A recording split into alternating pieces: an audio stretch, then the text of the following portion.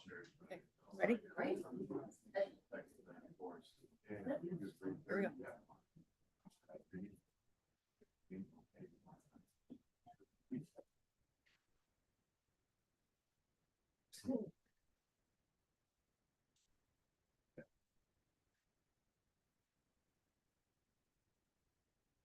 I'm not the only one. I started with the main groups and We're good. All right. It is 6:30, so we'll call the meeting to order. And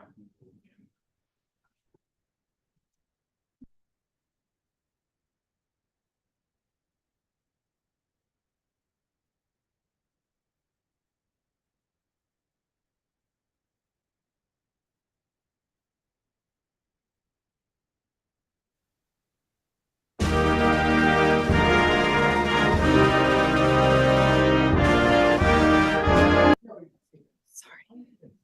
I'm working on it.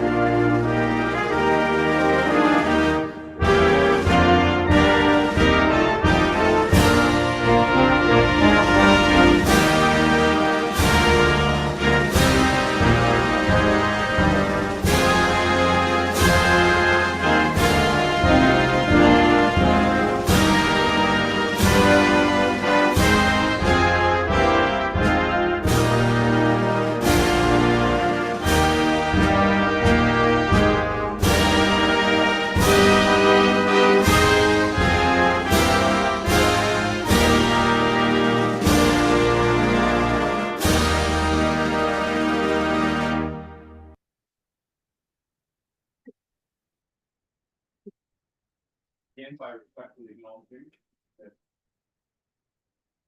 territory and ancestral lands of the Anishinaabe, including the Ojibwe, Potawatomi, Chippewa, and the people of the Three Fires Confederacy. These traditional territories upon which we live, work, play, and learn are steeped in rich indigenous history and traditions, and it is with this statement we declare to honor and respect the past and present connection of indigenous peoples with this land, water base, and resources. Just a standard reminder to members to declare any pecuniary interest they may have. See everything? On to our minutes from the September 23rd regular council meeting, as well as the community adjustment minutes from the same date. I have moved my second to approve the minutes from the council sample. By Councilor Charity. Questions, discussion? Seven. All in favor? Carried. All right, that takes us to public question period. Question? No questions. Okay. All right, we have one proclamation for this evening. It's Local Government Week from October 20th to the 26th. And the proclamation reads as follows. Whereas the week of October 20th to 26th, 2024 has been designated as Local Government Week in Ontario, creating an opportunity to reflect on and recognize the essential services delivered by municipal government. And whereas this week celebrates the significant impact of these services on the daily lives of residents across Ontario, and whereas municipal governments are instrumental in shaping the identity, priorities, infrastructure, and overall well-being of communities throughout Ontario, now therefore I, Mayor Mills, and behalf of the council, do hereby proclaim October 20th to the 26th, the Local Government Week in Ontario.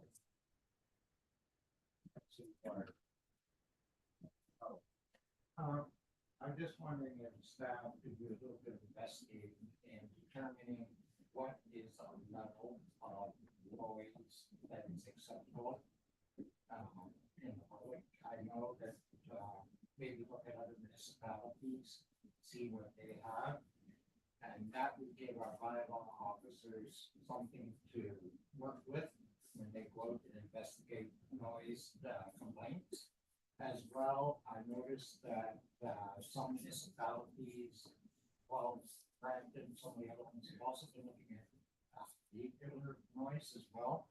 A lot of mufflers, cars that have been alterated, and I'm wondering if we can look at an updated noise bylaw if possible.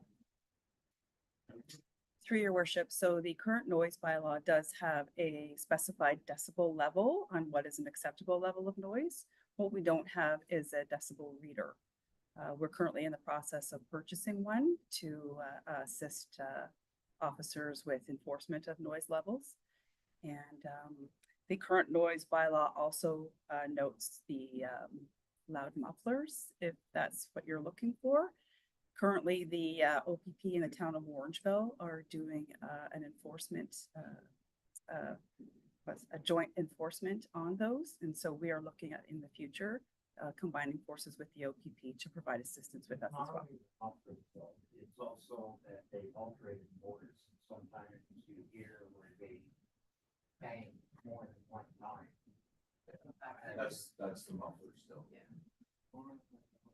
And anyway, like that, I guess we're, if you'll hear, maybe talk again, bylaw. That'll, that. Well, take care of that, put it in there, like I said. And when was our last time on the bylaw? I believe it's dated 2022. Oh. Yes.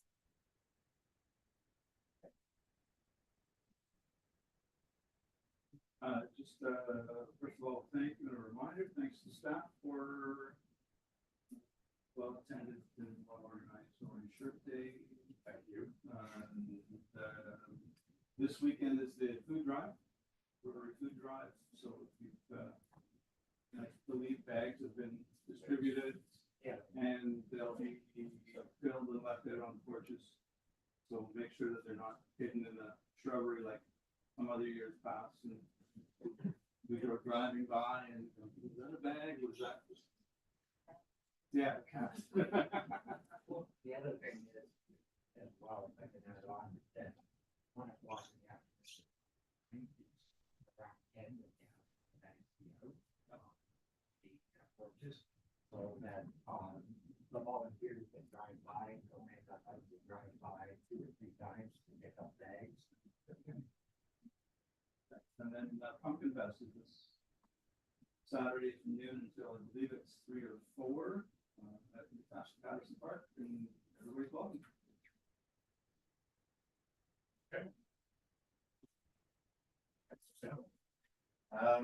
Just a few things. Just wondering if we can revisit our parking bylaw that goes into effect on November 15th. Just if we can visit that closer to it to see if we can push it. Things are changing, so I think for the while we haven't hit any frost or anything yet, so see. So anyways, so we could visit that come closer to it. Just push it off. Going along with the noise bylaw, I don't know if there's anything we can do about it, but the Jake breaks on Owen Sound Street. I know it's not one of our streets, but it's bad. It's really bad going down that hill, and vibration that they cause through windows. I live on that street. That was truckers, so I know live with it, but there's a lot of people on my street that are back on Owen Sound that complain vibration, especially at early hours of the morning and late evenings. So I know there's a sign on coming into town on, please limit Jake break use. There's nothing on Owen Sound. Talk about that or anything, or Jim?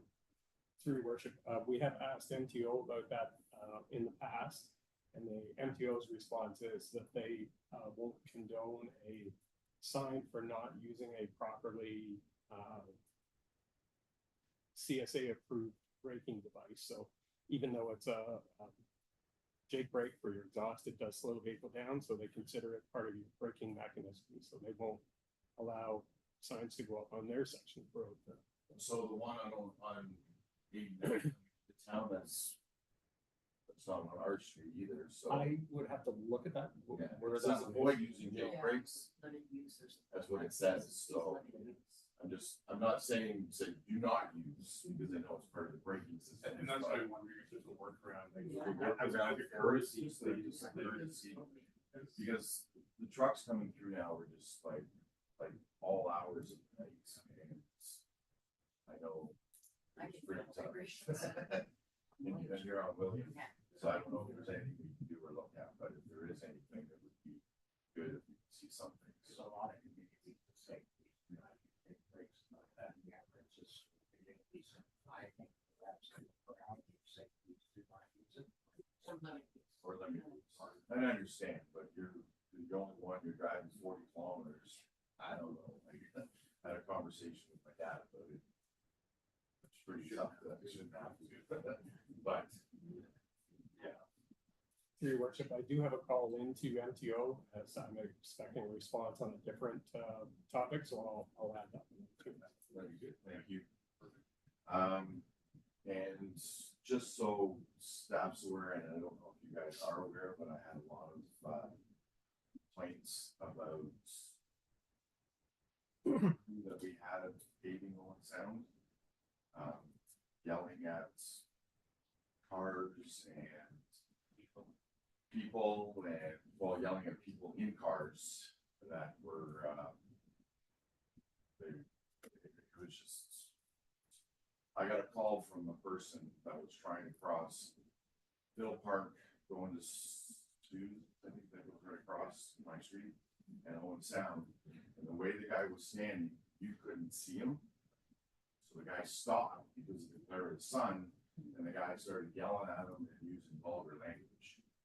So I think, just so everybody's aware, I know it's almost done now, but it wasn't, like you were blinded by the sun, you couldn't see him at all. So you really take your chance of hitting him or not. I went through that intersection too, and I asked him, can you move 3 feet that way so you're behind the tree line so you can see it? Because I can't see where the flag guy. And so he was directing traffic to go through stop lights, like red lights, and he was running the traffic showing for even though it was red, he was still telling me, "Oh, can't see him properly," and it's not good. So I know we're almost done. Thank you. It's a great job. So, but yeah. I don't know if you can speak to it, but what usually would happen with anything currently we're working with, we have our engineers that are on site. If there's an issue, what we do is we communicate back to that firm and we adjust. So it's really important that we're told this in a timely manner. Yeah. And the community needs to, again, as much as they love, and we understand. And that's what I Talk to said. members of council or decide to say, Facebook X, Y, Z. You need to let us know because we have firms that oversee those firms and we've had challenges with other projects, let's say, and those are communicated and things are changed. But they were pretty close to being, they were on their last meeting, so. Okay.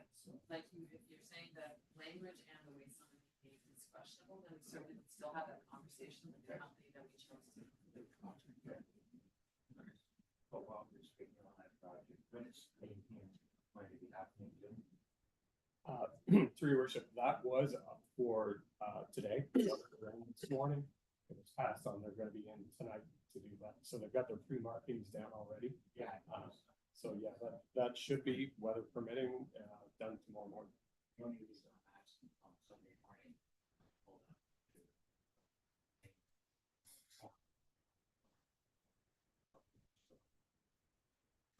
on. Got it, so I.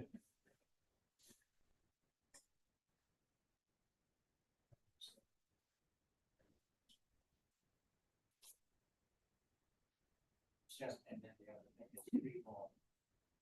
Like, that's what you said, I have no concept right now where to stop. They will stop right at the very corner of the pavement and the truckers can't get around them to get down onto it south. So as soon as we get that painting done and maybe a huge sign somewhere saying stop here.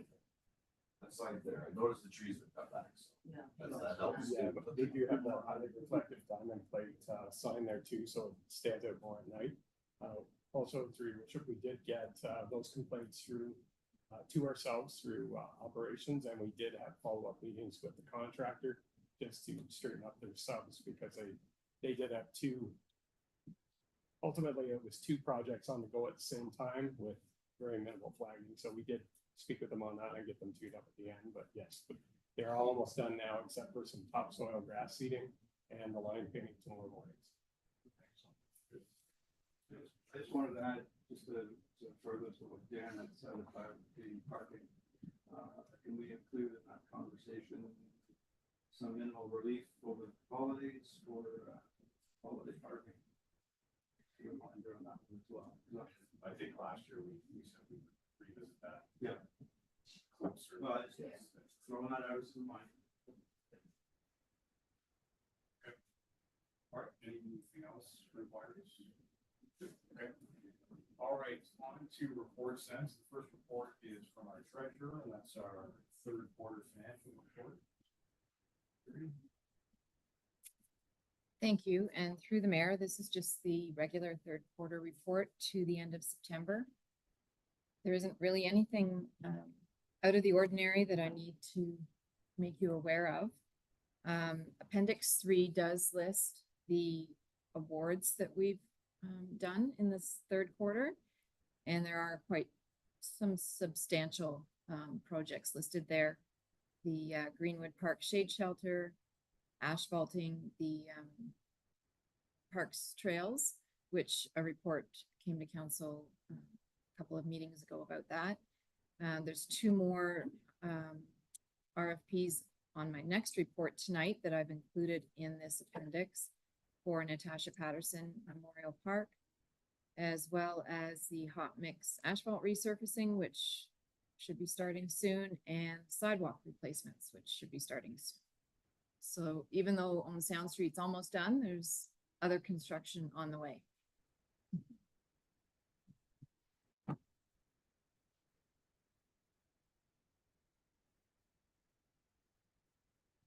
Work and authorize the transfer, or authorize the treasurer rather than transfer to and from the reserve as necessary.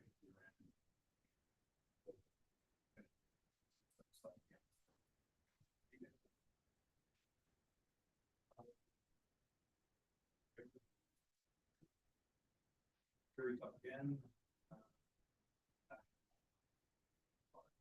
Yes, thank you. This report is basically just to get approval to transfer more funds from DCs for this project. It did come in slightly over budget. Part of the reason for that was just because of the architectural services that we needed to assist us with the RFP, because it was very technical, and as well as having the property surveyed. So the report outlines one RFP was for the playground equipment itself, and the second one was for the landscaping that will go around it. Some of the projects that had originally been identified in the landscaping RFP were pulled back. These items don't impede the design or the functionality of the playground, and some of those items could be done at a later time. We do have the OCIF funding that we use for paving of back lanes and such. So some of the areas that we took out of the RFP could be done next year using the OCIF funding. So basically, it's just to get council's approval to take the additional dollars out of the development charge account, because I can't do that without prior approval.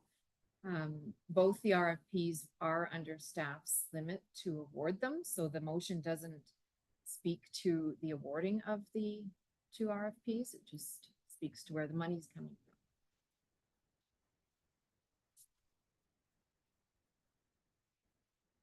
from. Walter's moving the motion to report and authorize the transfer to DC on reserve.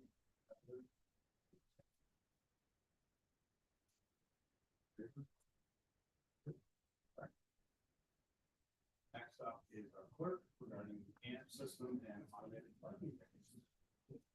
Thank you, and through your worship, on October 2022, council authorized staff to investigate the potential of introducing an administrative monetary penalty system program. Currently, the Provincial Offences Act is a system in place to prosecute parking violations. So in 2007, changes were made to the Municipal Act to allow municipalities to develop and implement an AMPS process and adjudicate parking violations. Subsequent amendments to the Act extended the authority to include other types of municipal bylaws, such as animal control, clean yards, and noise. Bylaws passed under the authority of the Municipal Act may be administered through an AMP system. At present, it is recommended that only the traffic bylaw be implemented using AMPS in Q1 2025. Further expansion will be considered in the future. The legislation requires the town to enact a comprehensive bylaw that prescribes the various elements of the adjudication process from the issuance of the ticket to its resolution. This bylaw replaces the administrative processes that are currently prescribed by the POA. All tickets issued prior to the implementation of AMPS will continue to be under the existing POA system. Staff are developing a draft screening and hearing officer job description and bylaw. It is recommended that the appointment of screening officers be delegated to bylaw staff. And so on page 3, it notes 5 bullet points that the town is required to do.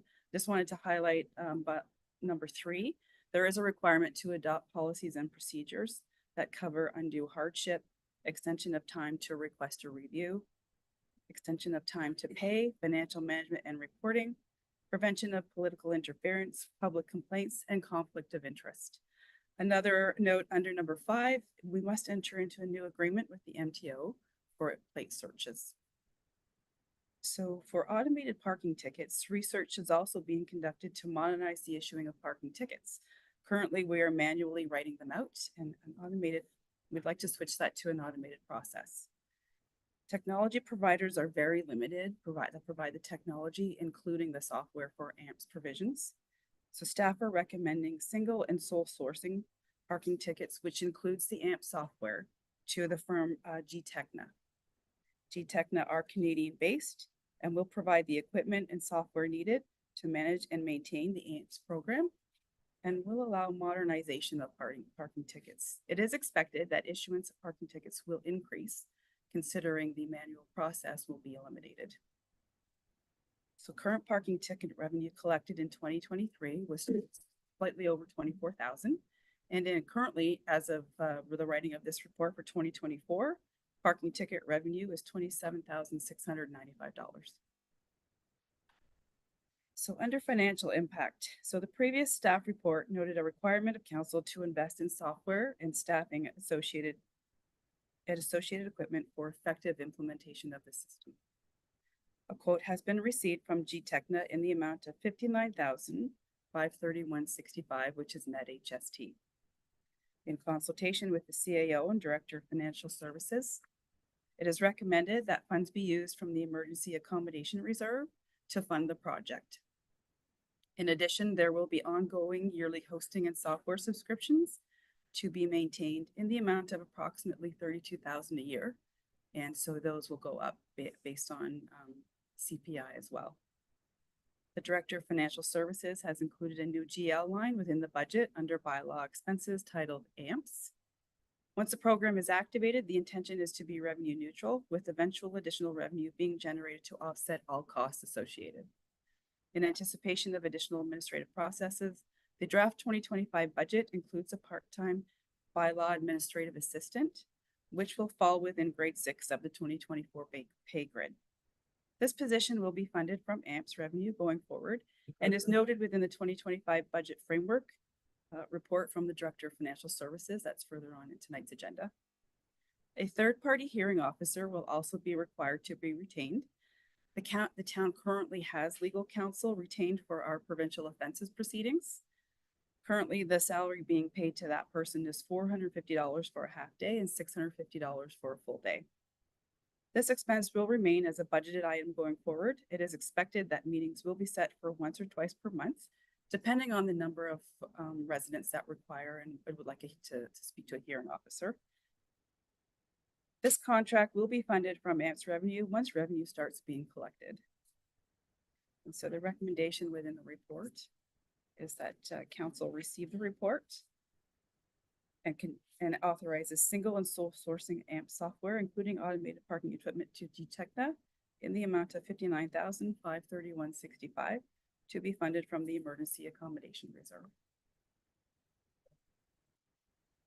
Just in regards to the quote for the initialization of the program, we've got the $59,531.65. Is that including the first year of the hosting and subscriptions? Yes. It's not that plus the 30. Right. Great, so I understand the concept behind it. I am a little concerned just with the revenue neutral aspect. If we're currently getting around 27,000 for tickets now, and we need to support 32,000 for the operating software, and then a part-time bylaw officer on top of that, and also potentially the third-party hearing officer, which is also supposed to be sort of kind of included in that revenue neutral.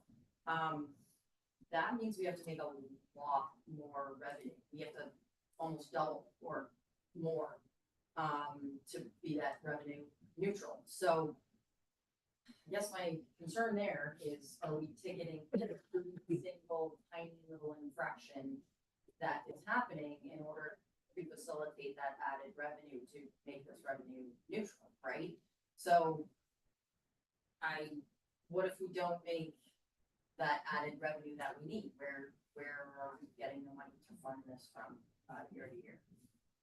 So. Through your worship.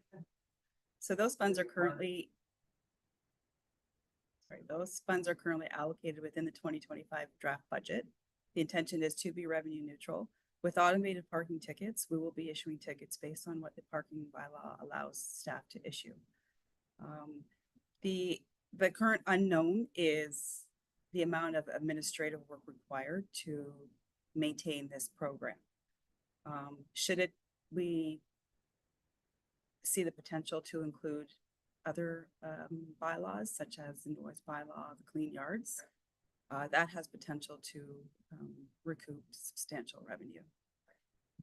I think my main issue is just having that part-time bylaw officer. It's an admin assistant, it's not a bylaw Yeah, officer. no, Yeah, I know what you okay. mean, yeah, but just having that staff in general, having to sort of be paid from this revenue. I can get, we're about 27,000 now, so if we were just, covering the operating cost at 32, I figured, yeah, we can do that, no problem, right? My concern was just adding this, staff member and covering that, right? So, I mean, clearly, as I can state to the public, if you don't do any infractions, you're not going to get a ticket, so you want to avoid that, don't go against the bylaw, right? I mean, so, but I am still concerned that it's like, you've been here for 10 seconds over the limit, now we're gonna give you a ticket, right? Because we need to make that revenue, so. So there is no type of 10-second, right? The only parking timelines are within the downtown core of 3 hours or in front of the town hall of 15 minutes. Yeah. If an infraction is seen, a ticket is issued. To be fair, I did not note that the part-time admin assistant is a part-time person. So we're going to start off on a contractual basis because we don't know what type of administrative processes are going to be needed. Okay. And should that person be needed more, we'll have to look at the 2026 budget to extend that to a full-time position. How much are we losing currently in revenue from DOA? Because we're not getting the full amount of revenue from DOA. They take administrative costs off and quite a bit, but most of things. So I think there are some savings in that as well that we can do to add it on to the income that we get from tickets because of what we're losing at the DOA. Plus the timing factor, because DOA currently is backed up quite a bit.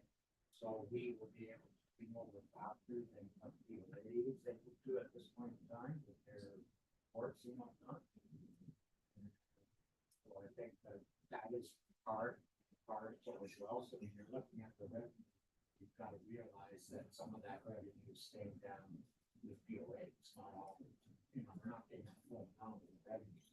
And I don't want to spend the percentage environment, we are losing.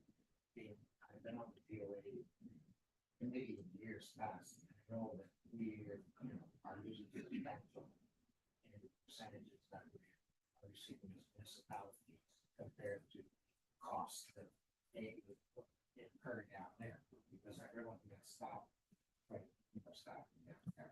And costs. Right. Thank you. Councilor Bernardo is correct. We're not collecting 100% of those parking ticket revenues.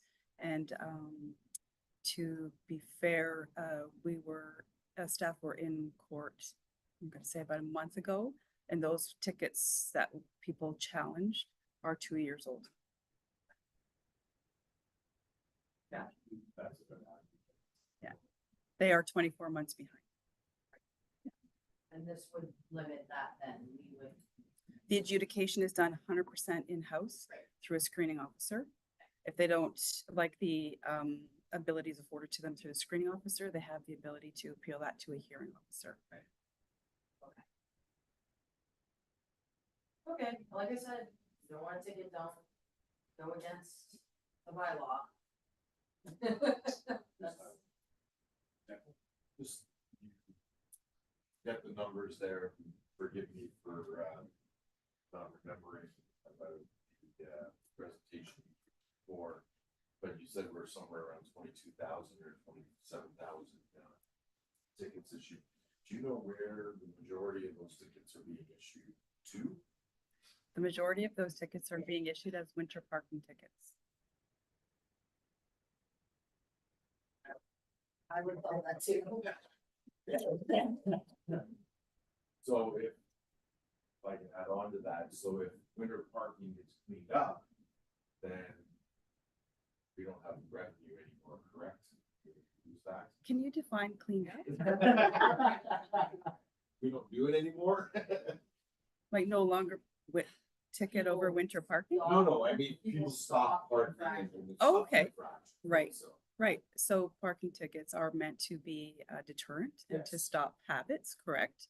That being said, we don't see that happening currently with current parking tickets being issued. so, sorry, just a funny question to go along with that. In the system or in our current POA or in your knowledge, is there any repeats? Yes, Okay, well, Sorry, But I guess to your point, I mean, if we woke up in a year's time, and we're living. Yeah, in a perfect world, and nobody was violating the parking bylaw. And I guess in theory, we could undo the system, but. Yeah. I don't think we're gonna get. Well, I'm just trying to picture in my mind where things are, I know last year in the wintertime, I know there was one particular car that was parked. And he was getting, that person, he or she, was getting a ticket 4 nights out of 7 for about a month. So I don't know if that.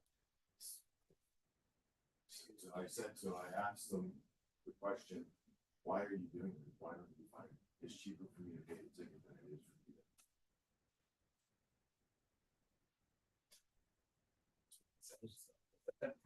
So anyways, okay, so just so I, there, thank you. Well, I think there's, once they see, once they see automation. Yeah, I think things will change a little bit. They'll see that, it's not a handwritten ticket, because they know the guy's gotta drive around, they rent it, now they just gotta scan and away to go. Well, I'm not saying it's cheaper to park, I'm just saying it's thing that, I think things will change. I hope. But we're not locked in any long-term contract. no. All right. Anyway, exactly that.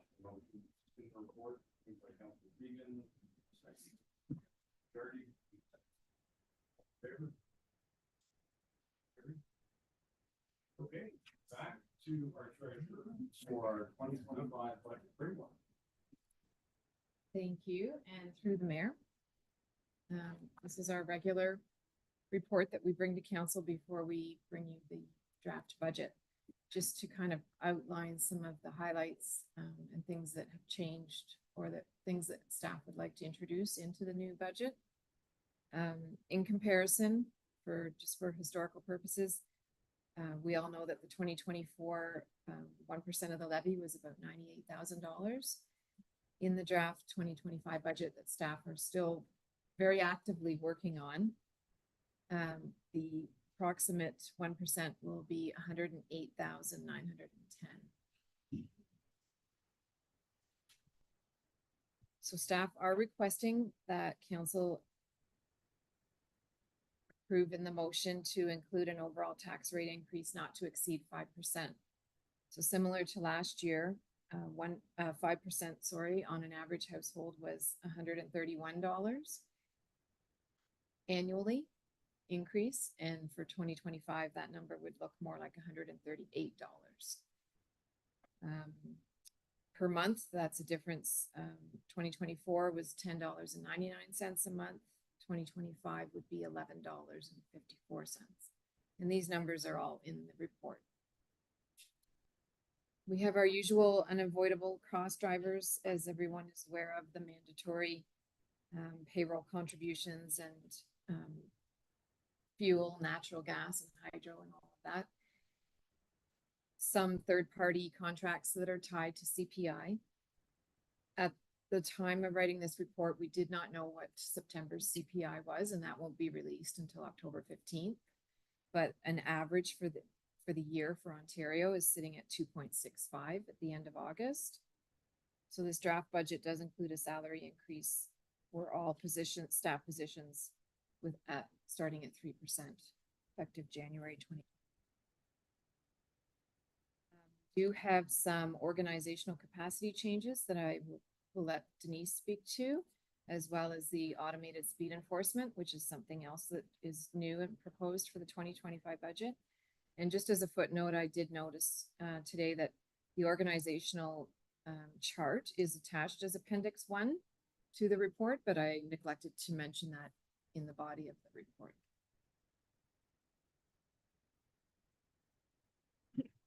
So through the mayor, I'll speak to 2 and recommendation number 3. So as part of council's priorities under our organizational capacity, I'm very supportive of filling some of those mandates with respect to commitment to growth, commitment to service levels. And through both the operations review and prior to that, the 2 SDRs, we've identified that growth is having significant impacts on our ability to deliver service and continue to enhance that. So the one set of staff with resources that we were just highlighted and overviewed by the Director of Legislative Services with respect to the AMP system. And within our Parks and Operations team, we have made in the past with changes to support not only parks development, but SLAC in particular. We've recognized that we're improving, but have some places to yet improve the appearance of our landscapes and our gardens in particular. I know we've invested quite a bit with respect to care maintenance in the downtown area, for example, and some other parks. So we've requested through the budget framework that an additional position, which is adding to that team, be added, and that start date would be identified based on when we were hired in 2025 and prorated. The second part of this is a change in direction with respect to what we're evaluating for automated speed enforcement, or ASC. We had previously in December of 2023, which came forward in early 2024, outlined potentials as council had recommended that we pursue the implementation of this program, and formally at that point asked that 2 cameras, ASC cameras, be installed. We had reviewed some models and had indicated at that time that the affordability was questioned. So nothing was included in the 2024 draft based on it being about $100,000 for that program, and really a net cost to us potentially. Since then, we have looked at a different model. We have reviewed the success that are being received in two communities in particular in Simcoe County. And this is deemed to be a turnkey operation approach where there are no upfront capital costs to the municipality for the leasing or purchasing of the camera or the administration. There's some that would fall within the legislative protocols of Jennifer's department, similar to AMPS. But other than that, it is a cost sharing relationship where the town would receive the revenues based on the ticket issue. So what we're proposing is that we would undertake that model only.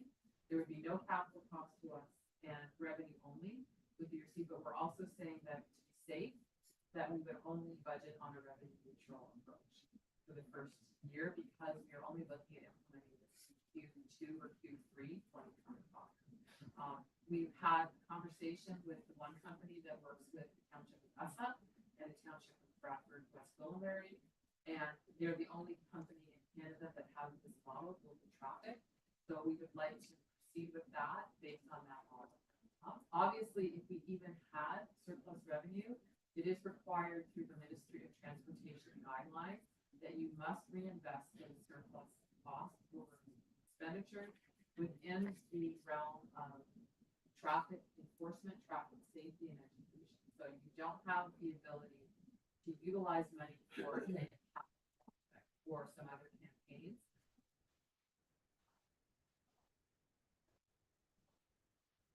Who was just asking, you don't want to incentivize that the issuance of automated speed enforcement tickets is because you want to create cash flow. Ideally, what you want is this to be an obsolete, non-existent platform. You want to change behavior whereby there would be no speeding tickets. So we could implement the cost up front, but also that said, note from our existing cameras, and I preamble in this paragraph is that traffic speeding increasing in terms of its severity.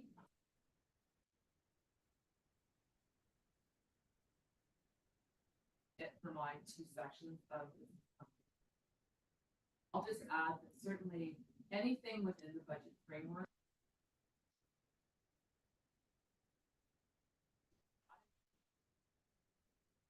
or a decision with respect to inclusions for any project.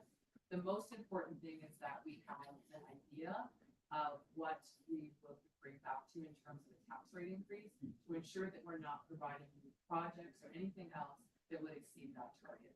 And if we did, we would outline why the changes we're outlining for you is that we just can't do it. That said, we're quite confident that we will beat that guideline if not reduce. So I'll just carry on then. The next section pertains to council's priorities of sustainable or responsible financial management and investing in critical infrastructure. So council is aware that we did pass our 2024 asset management plan. So finance staff are now taking that plan, which was exceptionally detailed, and I know council didn't see the background of that document, but we are putting that into a 10-year financial plan now.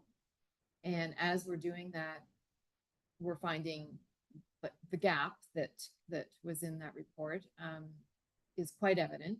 And I know council did agree to increase reserves in the 2024 budget document. Staff are recommending that further increases to those reserves start in 2025. And I have detailed them all in the report. I do want to point out a couple of new ones. Council will remember that we did sign up for the fire marquee program for fire insurance. And we actually have had a payment from that program.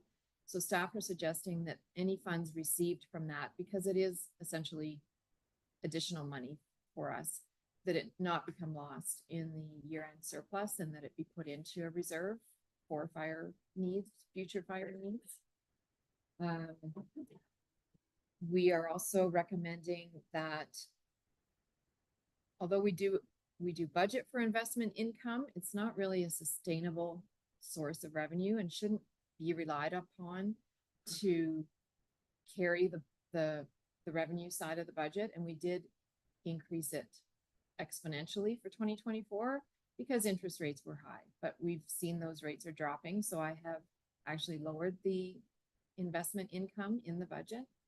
But what I am suggesting that is that if we are over budget on that revenue line, that any additional funds be put into the contingency reserve from that investment, because that contingency reserve is meant to cover our outstanding tax arrears.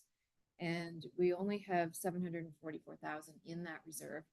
It has not changed since 2019 because anytime we have a surplus, we've needed it elsewhere. But my recommendation would be to put any additional investment income into that reserve because our taxes receivable are about $1 million. So that reserve is not covering what is outstanding in taxes. Also included in our asset management plan was natural assets, which are things like wetland areas, park trees, water courses and such. And it is with the asset management plan and the future changes that we will make to that plan, it does include a component for natural assets. So we are suggesting that we start a reserve for that just to kind of get ahead of the game.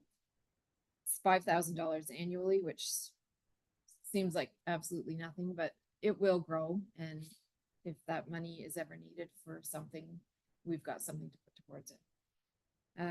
We would also like to start a reserve for the town's 150th anniversary celebrations, which would take place in 2029. And it would be nice to start saving so that we have something significant set aside to host some type of celebration, probably in conjunction with some other event that we'd be hosting. And then last, we have our community improvement plan, which was adopted, I forget, was that earlier this year or last year? We have never set up any funding to help actually get that off the ground. So we do have our facade reserve that we are proposing be utilized for 2025. In addition, we are suggesting that in 2026, we start putting 50,000 a year in for the community improvement plan. And last but not least, the OPP billing contract that we will experience a significant savings for 2025. At the time of writing this report, we did not have that billing model. So staff have suggested, and we are confident that a plan will come up with how to utilize that money. In the long-term financial plan that we adopted 2022, it was a 5-year plan. We had set aside that savings for capital infrastructure, which included some urbanization of some streets. So it remains to be seen whether that's the route that money takes. There are several other future priority capital projects that could also use some of that funding.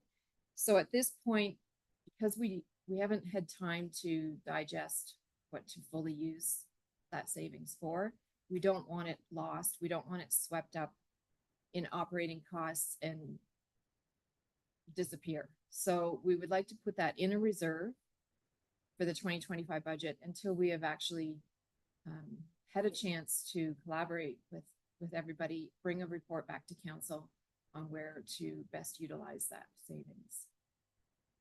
Now, having said that, in order to keep the budget at a 5% tax rate increase, there is a possibility, and I have put in the front of the motion, if necessary, to use a portion of that savings to keep the tax rate at 5% for 2025.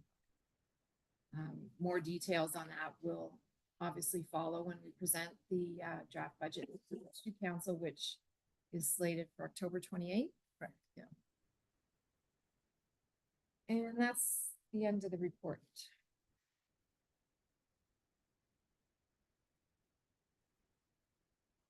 Just refreshing your memory, what's the current balance on the sod account? Is it around 30,000? Sorry, I want you to dig. I think it's 29, Okay, um, so that would get rolled into. 29,000. Yes, Commission or? What's her mind on that? Sorry. sure, I'm not sure. So through the mayor, so the amount that we have, 29,000, not enough to actually people. But our plan is to actually create something to utilize that plus the so that businesses that are in the improvement area. And it would have to be one program. So it may not necessarily be sods, it might be signs, but we have to come back with something that prioritizes the funding stream and what those applications would be, and then whether or not, what the matching funds are, what the business would have to support.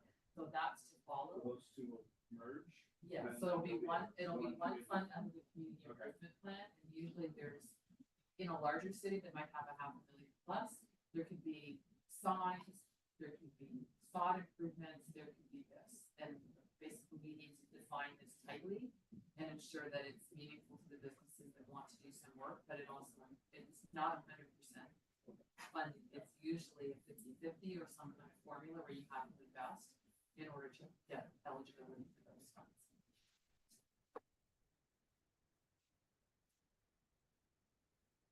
Okay, so, when we were going over the municipal grant funding, we had sort of had a good little conversation regarding the feral cat rescue.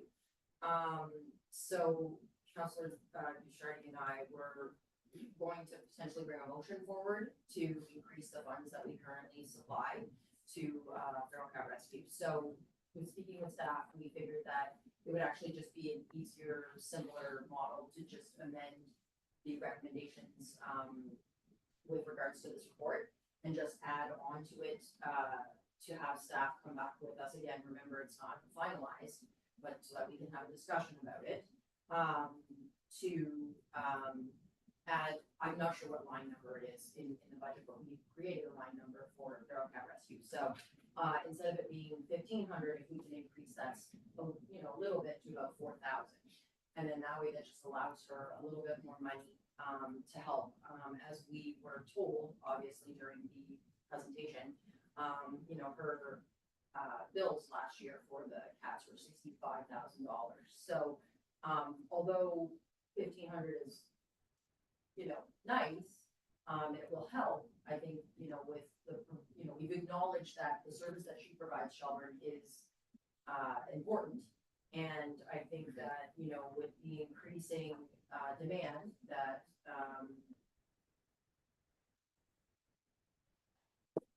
their care and surgeries and whatnot, maybe we could increase that a little bit for her.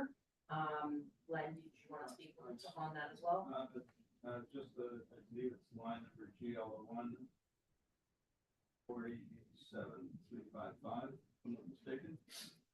Thanks, Terry. Yeah, this is going back, gosh,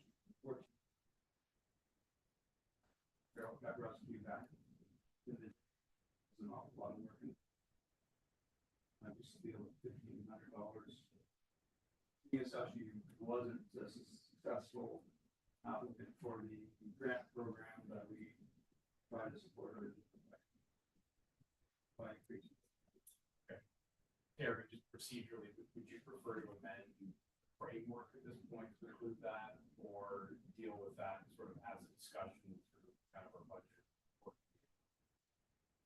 Either way, you can add it to the motion if that's Yeah. something that council. My Yeah. thought would be sort of leave it Okay. at that point.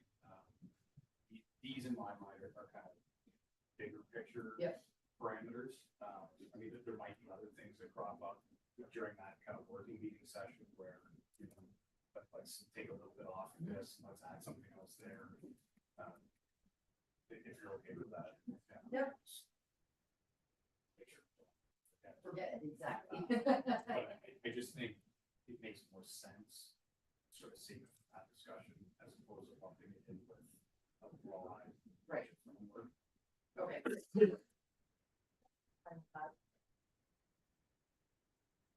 Anything else? Framework at this point? All right.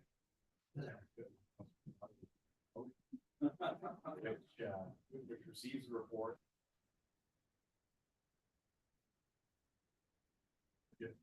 In accordance with the four big picture items that the Carey Center.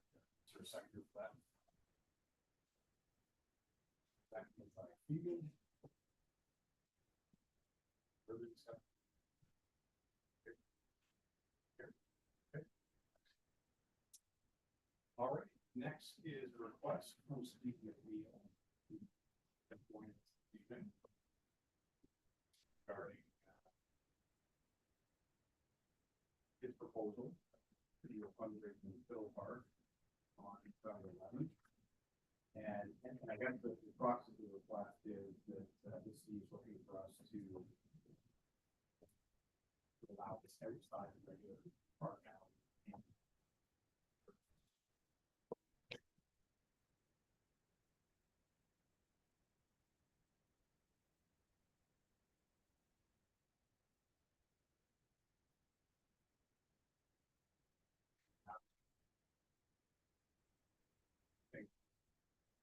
Granting use outside normal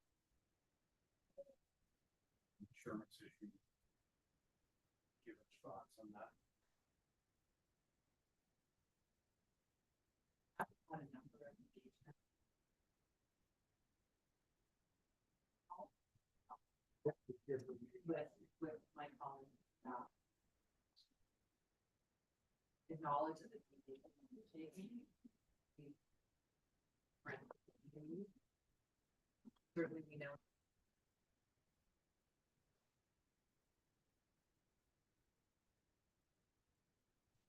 But aren't sure,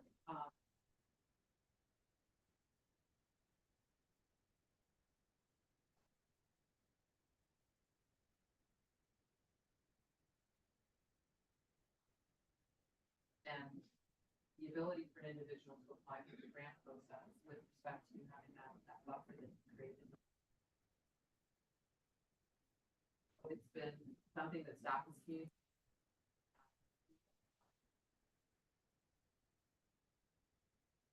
Certainly that request can be made to council, but staff will continue to convey that it's not.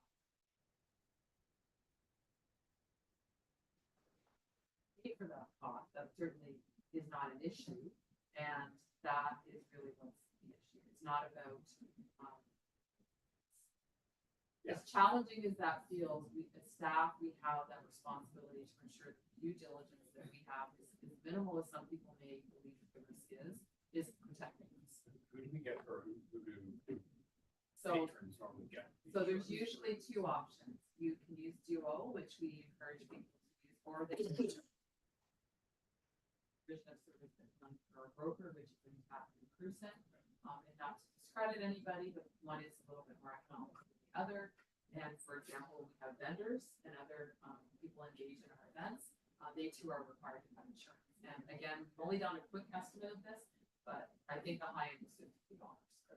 So my preference would be, and I'll make a motion. Is the council authorized the use of Phil Park outside of formal park hours? I would prefer to leave insurance waiver out right now, just based on staff advice. I'm fine with the insurance. Okay, well, no, I was gonna say, if you stick around, I think there's probably a couple of us in the room. Afterwards.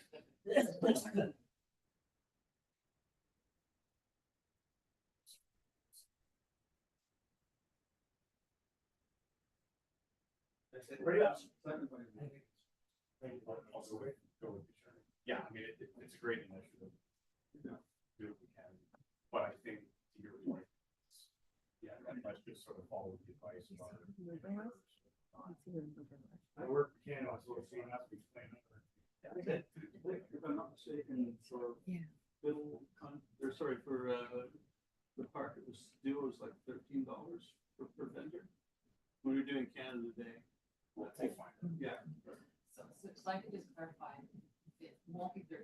No, So the reason unfortunately is it's very prescriptive and it's very mathematical. So the function is a fact.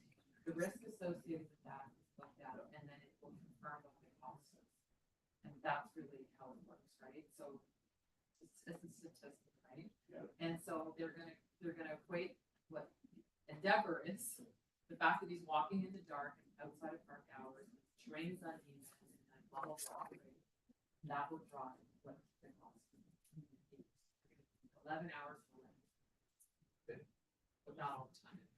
So anybody visiting here. Okay, that's suggested. Right. Anyone coming to see you to donate food or whatever, coming to visit, maybe shouldn't do it at night.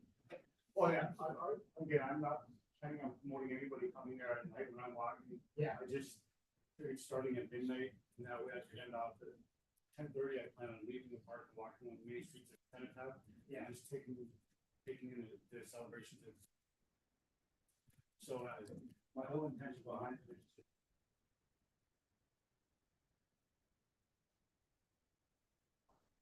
hopefully gonna be all online. I'll be doing all kinds of live Instagram, see the night and stuff. That's just as I do my skating events. Go getting the word if they get all involvement. Because here in Shelburne, our Legion rocks. Like we're the example where it rocks the country. And a lot of people know it. So there's a lot of places there that haven't been that involved. And that's what I'm looking to try and promote. Is just getting more community involvement as soon as they're finished. So I thank everybody very much for taking the time. So you have a motion on the floor moved by myself, seconded by Councilor Charity, that we authorize this film park outside of formal park hours.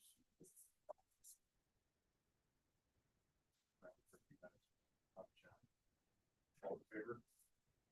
Carries. Okay. Good. Next up is proposed meeting schedule for next year for Somerset.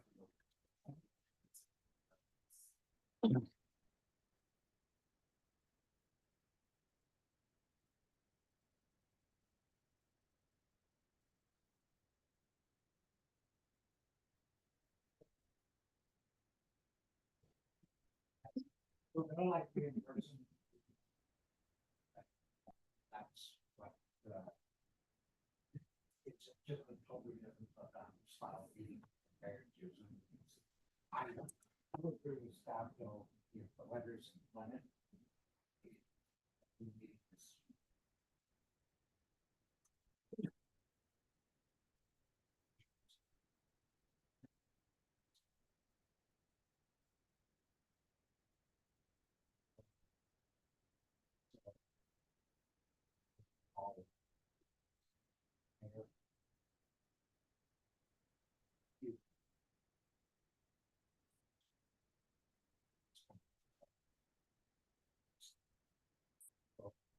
That is, other than that, or if the Great Step Hall is needed for another event. Practice, or having that in person. That's just.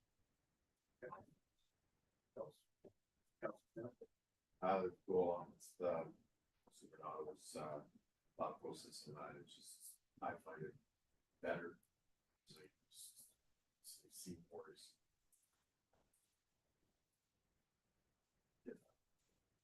I lose a lot of that, but I prefer in person. It is.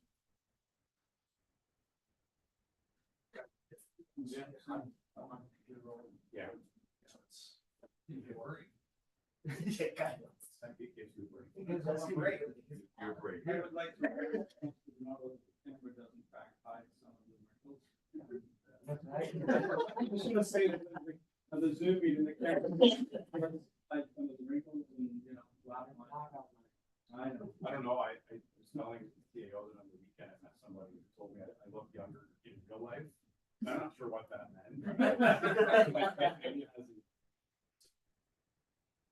Yeah, I mean, I'm kind of indifferent too. I'm okay splitting them, but I mean, if you have two members who feel strongly about meeting in person, if possible, then And Your direction. to your point, if we run into a Monday and it's crummy weather, we don't want either Morales or anybody else driving, you know, break this, to figure it out.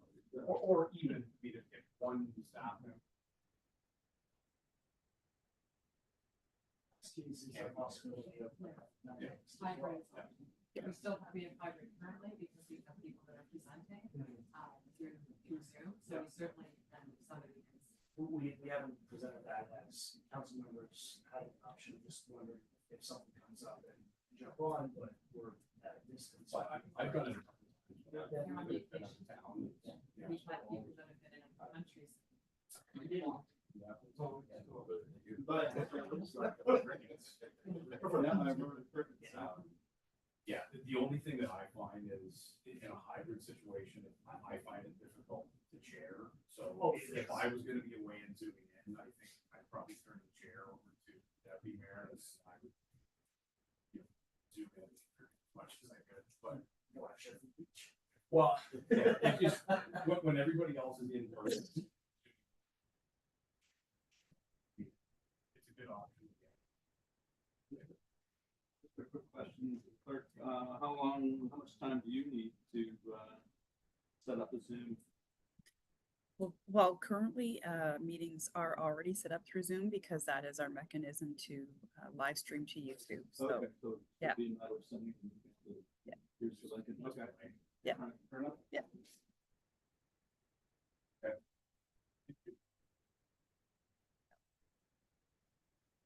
All right. Brings us to Councilor Jardy's notice of motion from the last meeting. We'll go ahead and read it out and then we'll ask for a second or have discussion. Whereas the Shepherd's Covered Food Bank, aka Children Food Bank, provides vital service to individuals and families from all walks of life who are experiencing ever. And whereas 72% of the clients of the Children Food Bank reside within the town of Children. And whereas in an effort to facilitate the recovery of food donations and deliveries, the Shelburne Food Bank has embarked upon a campaign to secure sponsors to acquire a reliable electric vehicle to assist in this regard. And whereas the above mentioned therefore be it resolved, the town of Shelburne shall provide sponsorship to the Shelburne Food Bank in the amount of $10,000 to assist with the acquisition of the aforementioned electric vehicle. And further, this funding should be implemented from within the 2025 fiscal year, and funding provided shall not be taken from or considered as part of grant application. This is the second.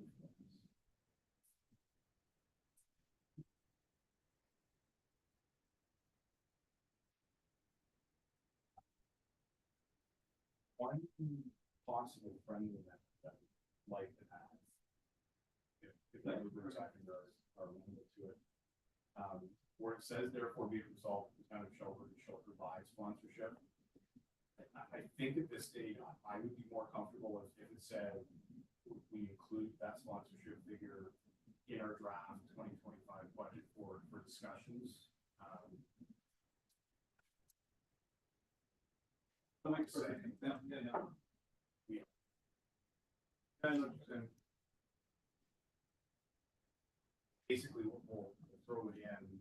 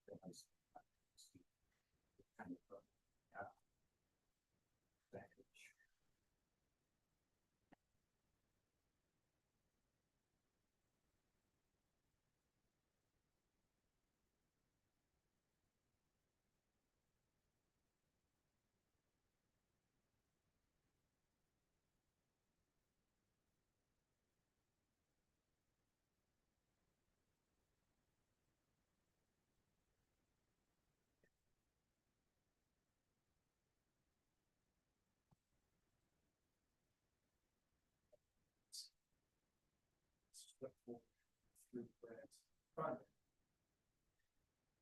Long sessions.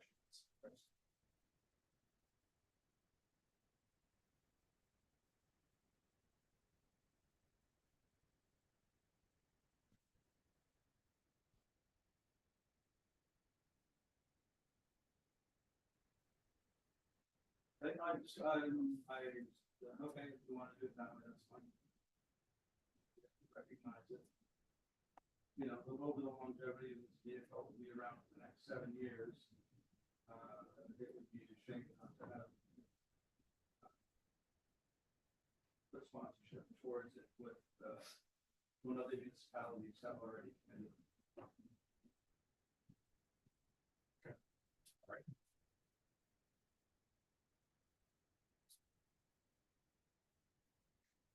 A recorded vote has been requested. When I call your name, please indicate yes or no. Counselor Bernardo. Counselor Fegan. Yes. Counselor Kucharty. Yes. Counselor Sample. Yes. Counselor Wagner. Yes. And Mayor Mills. Motion carries.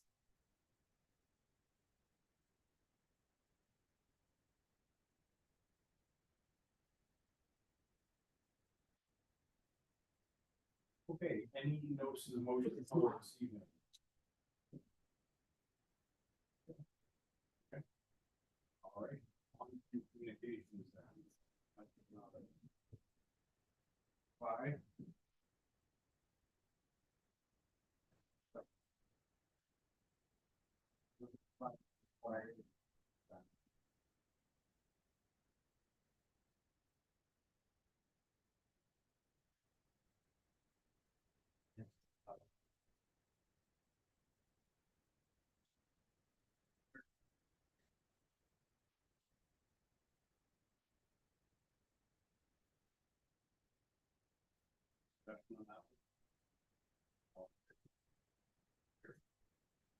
Six.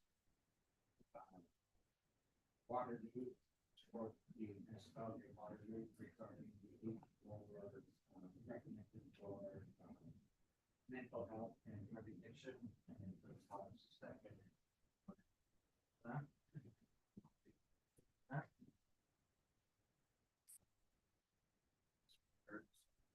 They did announce, not. No, I'm not. Certainly.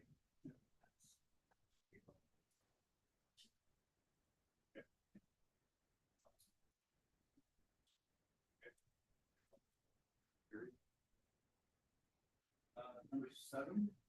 Yes. I'd like to recommend, make a motion that staff be directed to provide the community park with, refund of their donation.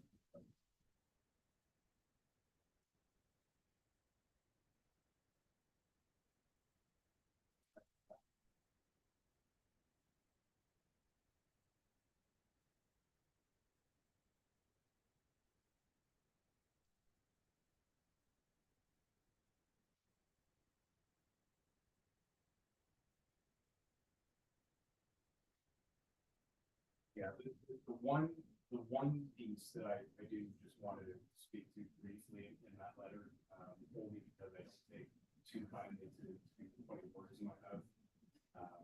It indicates that I said that any future development of Fiddle Park will not happen for several years. The discussion was not quite as simplistic as that. The discussion specifically referred to camping areas within the park. It was mentioned that the organizers were planning on taking this event for the next 4 to 5 years. And it was indicated that there would be no development in further phases of Fiddle Park that would impact camping within the foreseeable impact even after that. Certainly, I think anybody involved with Fiddle Park that did have some phase work done.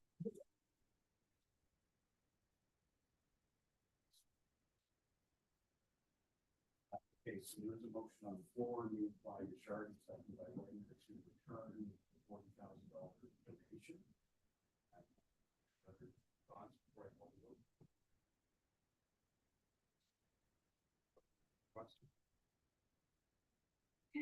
A recorded vote has been requested. When I call your name, please indicate yes or no. Counselor Bernardo. Counselor Fegan. Counselor Kushardi. Counselor Sample. Counselor Wagner. Mayor Mills. Yes. So that's a tie vote. Vote fails.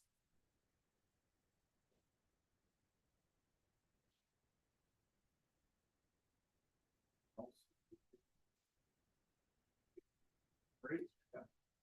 I just bring it up on part some discussion. Proposal that variances are requested. I'd like staff to give us some direction as to what is the plan as far as what's being blocked off. Is there a possibility that we could have requested for the base open?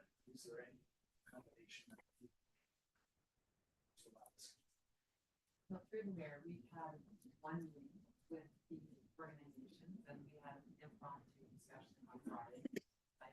We have made a staff that we looked at every opportunity with respect to our construction and it's not possible. And we understand and we appreciate the frustration. We did indicate the first recreation master plan, there would be disruption. So just because we're building that whole right up to the development and the playground is kind of on this side and that whole area will be. So we have hopefully, there's some opportunities for solution, if it's not a good part, I understand your offsite location potentially.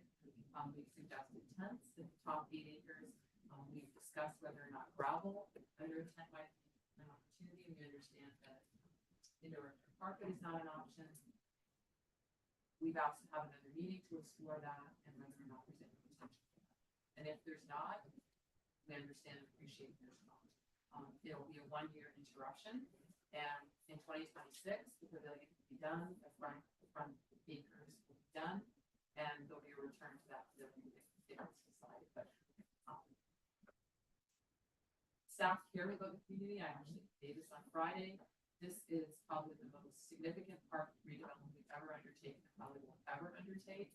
And we certainly understand the disruption, and we'll try to work to the best of our ability. And I think the analogy that I've used, if you were rebuilding your house, there'll be some components of the house that will be unfortunately not useful, and you have to sort of pivot on that to determine what you do.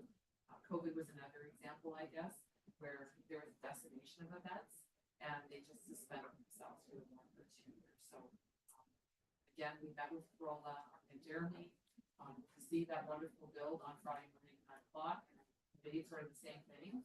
And there's just no ability for us to change it unless we change some of the build of this. And that would mean that we don't, the majority of big development is that side as well. How much area do you? Just leave the pavilion.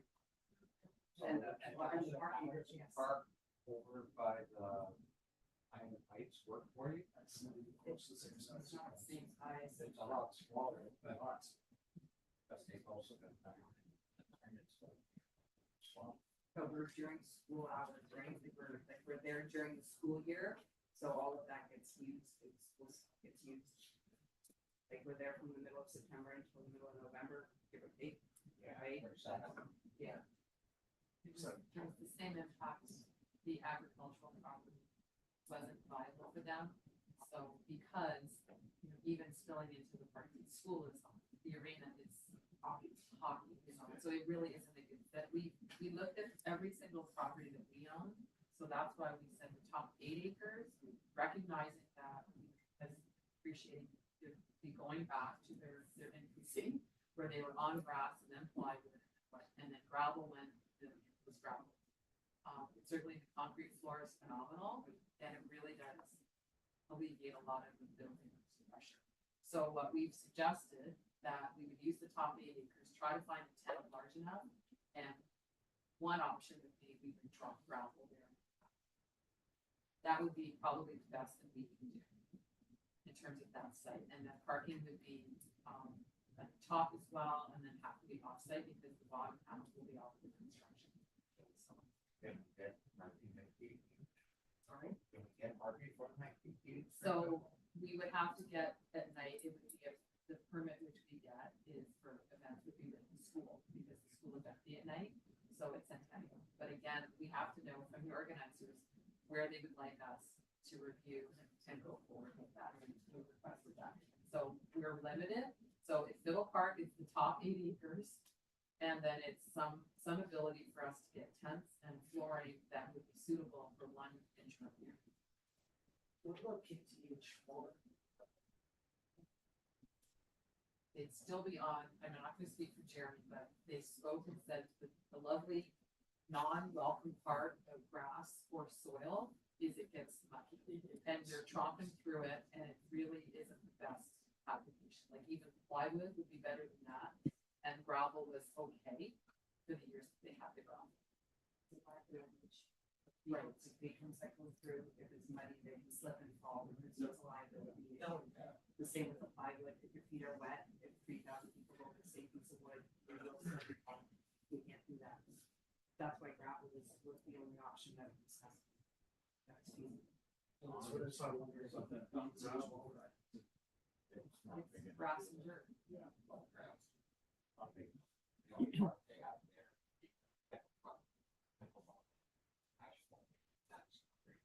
Well, that's also facts.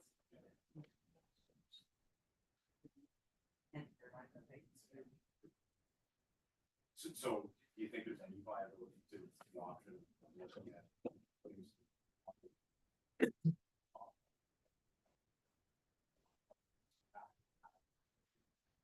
So for all the options we've discussed, it seems like that one would be the most viable. I think there's still the concern just between patrons and construction and everything that's going on in that park next year, so there's still a little bit of discussion that needs to happen. But it is certainly something to consider.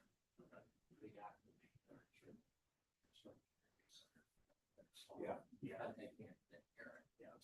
So I mean, we're talking about next year at this time, but I understand your planning starts a lot sooner. So, yeah. Well, yeah. Want anybody thinking, oh, we've got a year to worry about it. You don't. get that. So when in your mind, would you have to have something kind of there? I don't know when you're available for another chat, but it would have to be like ideally before our events start, which is in like 2 weeks, just so that we can have signage there if there is a change of venue, if there is something, so that the people that attend already know there's a change coming. So it takes the pressure off marketing for next year to try to get people to go to the right spot. Yeah. Because people are creatures of habit, they'll come to Fiddle Park.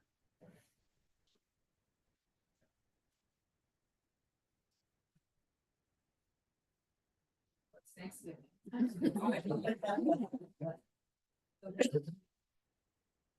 All honesty, now that that's it, we have to source it. Not inexpensive, so we were hoping that potentially someone would animus and donate it, we need to source all of that. We're good at getting gravel. Well, yeah, and I But think we need every but- detail. No, but Right. if we need to know that it's not a $36,000 rental, because some of these tents are $36,000 for the weekend. In Trump's words, if we can come up with the concept of a plan. So as long as we know that it's something we like to proceed with, then we can certainly exhaust everything to figure it out. Yeah, and then we'll regroup once we know, what 10 rentals. I mean, ideally, if we could put you on the pickleball tennis courts and put a tent over it, I think it's big enough. We would have to still put surfacing on that. Yeah. That was an expensive surface. But then we would be 100% reliant on shuttling and everything else. Right. It's probably 4,000. Right.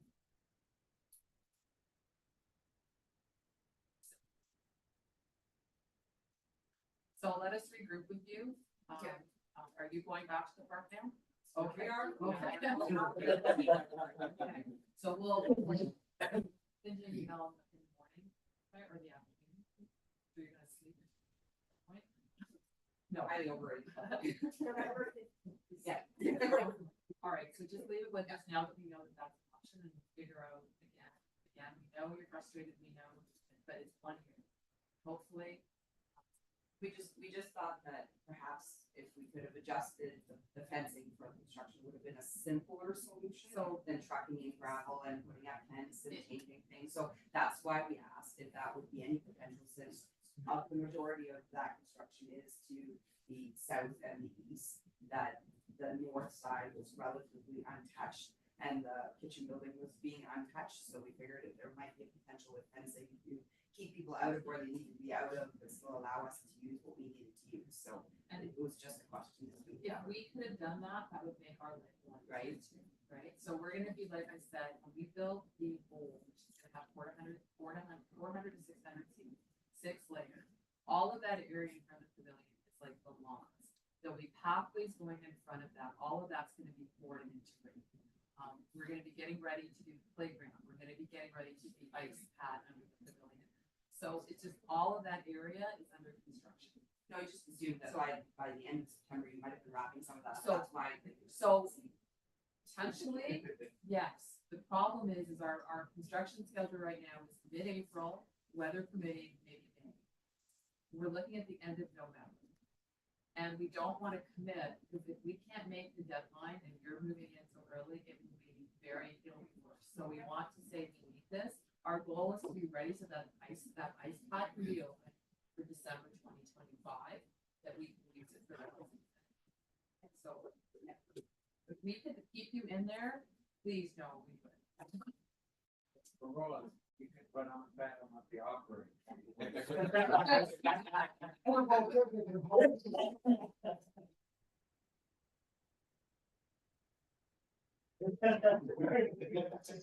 Oh, wait, there's some more things. Come on. I've already got the All right, well, I'm sure we'll figure something out that works. Okay, all right. Anything, I think that's pretty much it from the last week or anything. And motion then to receive the remaining items, just as information. 30 seconds by Vegan, all in favor? Carried, all right. Motion for affirming by law. And full. Favor? Carried, and there. You can get with that. I don't think. All right, thank you all.